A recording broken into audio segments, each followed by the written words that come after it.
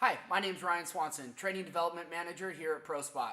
Today we're going to take a look at how to program a crater fill function on the SP-1, the SP-2, or the SP-5.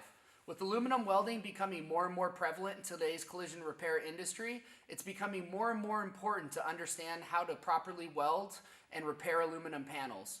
One of the biggest things that happens is what's known as a crater at the end of an aluminum MIG weld.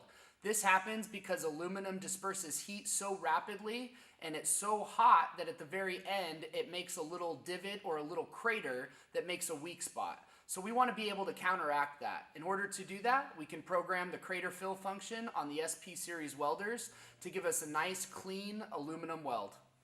Before we show you how to program the crater fill, we're going to double check a couple of the settings on the main welding screen and make sure that we're happy with everything.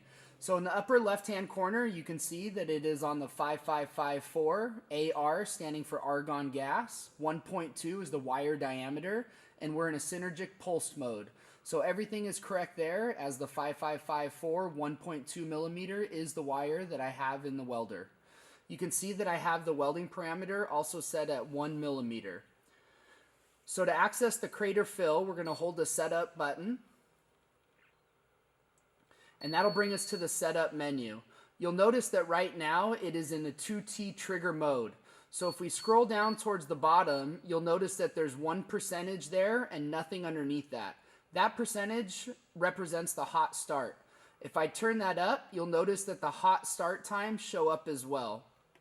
But we want the crater fill. So if I scroll back up to the top, we're going to need to look at the trigger mode and switch it from 2T to 4T, which we'll explain. Once we do that, we can scroll down, and now you'll notice that there's 2% there. The top one still being for the hot start, the bottom one is now going to represent the crater fill. The crater fill is going to be the opposite as the hot start. As a hot start, we want to go above the 100% to make it a hotter beginning to the weld. The crater fill, we're trying to cool off and lower the welding current to fill in the crater. So that's going to be a negative number. So if I turn this down to say 80%, if I have the main welding parameter set on 1 millimeter, then that means it's going to be welding at 0.8 millimeters for the crater fill section. Now that we have it set and we're happy with it, I can hit the mode button, go back to the main welding screen, and we're ready to go. As we talked about, when it comes to the crater fill option on the SP-1, the SP-2, and the SP-5, it needs to be in a 4T trigger mode.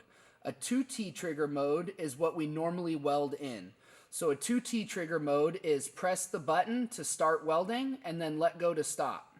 Welding starts, welding stops. In a 4T trigger mode, that gives us the ability to dial in the weld and add on things like the hot start and the crater fill function. Even though the hot start does not need to be in 4T mode, it helps give you the control at the beginning using the trigger instead of setting the time on the welder itself. So in 4T mode, it means that I would press the trigger to start welding and initiate the hot start if I have it programmed. Once I'm happy with that and I want to start the regular welding parameter that I have set on the main screen, I'm going to let go of the trigger. The welder is going to continue to weld at that point. And then once I get to the end of the weld and I want to initiate the crater fill, I'm going to once again press the trigger, which is going to initiate the crater fill. And then I'm going to let go of the trigger once I come to the end of the weld and I'm done.